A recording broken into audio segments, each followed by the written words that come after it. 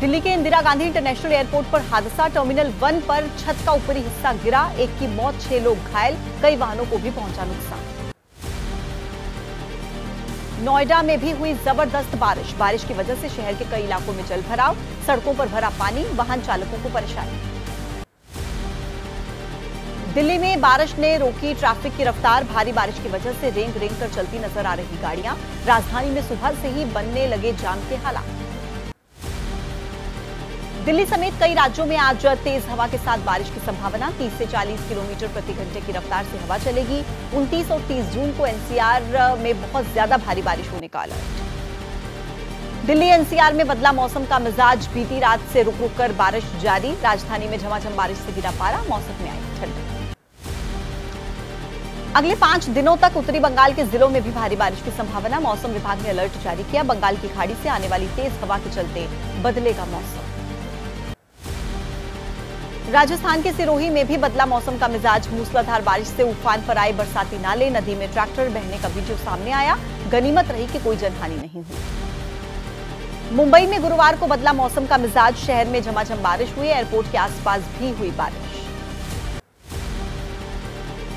असम में भी लगातार बारिश जारी। डिब्रूगढ़ शहर में भारी बारिश के बाद जल भराव। बारिश के बाद तालाब में बदले हुए नजर आ रही हैं शहर की सड़कें। जल निकासी का इंतजाम न होने की वजह से जल भराव की दिक्कत।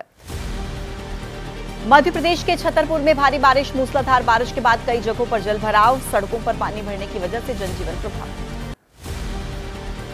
राजस्थान के जोधपुर में भी हुई भारी बारिश। भारी बारिश के कारण सड़कों पर जल भराव, लोगों को आवाजाही में हुई दिक्कत। जोधपुर में मानसून की पहली बारिश से बिगड़े हालात। मूसलाधार बारिश की वजह से जगह जगह पर जल भराव। जल निकासी का इंतजाम न होने की वजह से सड़कों पर भरा पानी।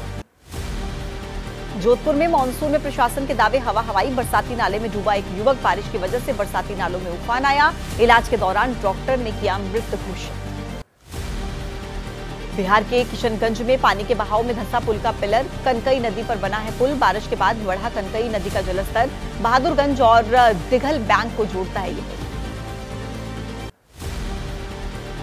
पुल का पिलर धंसने से लोगों की दिक्कतें बढ़ी। लोगों के लिए आवाजाही का सबसे बड़ा जरिया था ये पुल। एहतियात के तौर पर पुल से बंद कराई गई आवाजाही। मुंबई से मरीन ड्राइव पर पैर फिसलने से समुद्र में गिरी एक महिला। पुलिस जवान ने जान जोखिम में डालकर महिला की जान बचाई। पुलिस कांस्टेबल ने बुजुर्ग महिला की जान बचाने के लिए समंदर में लगाई छलांग। और आइए 9 की न्यूज में आगे बढ़ते हैं। वक्त है संसद सत्र से जुड़ी बड़ी खबरों का। 18वीं लोकसभा के पहले सत्र का 5वां दिन। आज राष्ट्रपति के अभिभाषण पर चर्चा होगी। संसद के दोनों सदनों में चर्चा के दौरान हंगामे के आसार। लोकसभा में आज राष्ट्रपति के अभिभाषण पर धन्यवाद प्रस्ताव पर चर्चा। शुरुआत करेंगे पूर्व केंद्रीय मंत्री अनुराग ठाकुर। धन्यवाद प्रस्ताव पर पीएम मोदी 2 जुलाई को दे सकते हैं जवाब।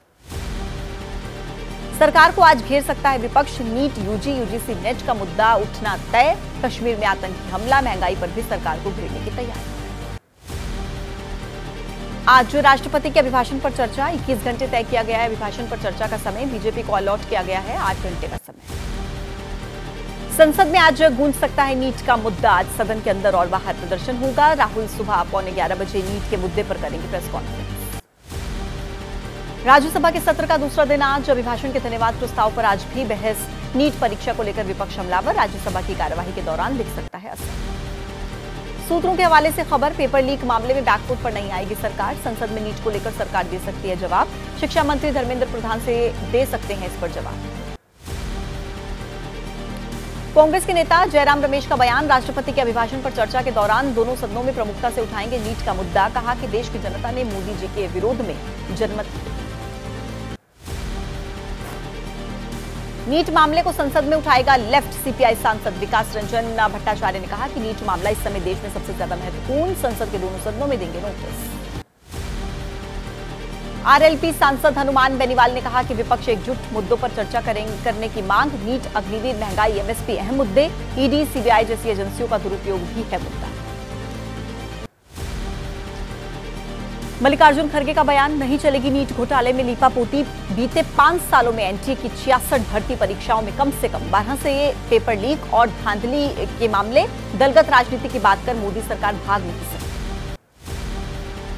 राष्ट्रपति के अभिभाषण पर कांग्रेस अध्यक्ष मल्लिकार्जुन खड़गे ने एक्स पर कहा, ऐसा लगा कि जैसे मोदी जी जनादेश को नकारने की हर संभव कोशिश कर रहे हैं, ऐसा बर्ताव कर रहे हैं कि जैसे कुछ बदला ही नहीं।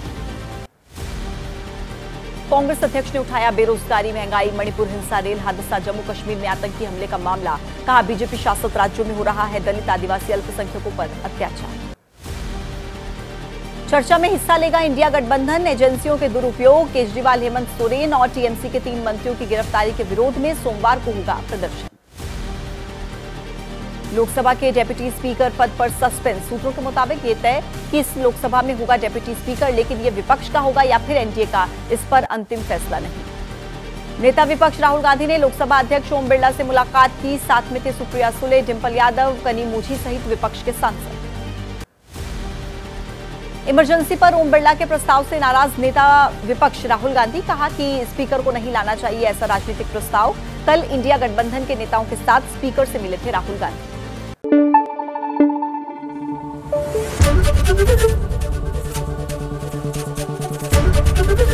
एबीपी न्यूज आपको रखे आगे।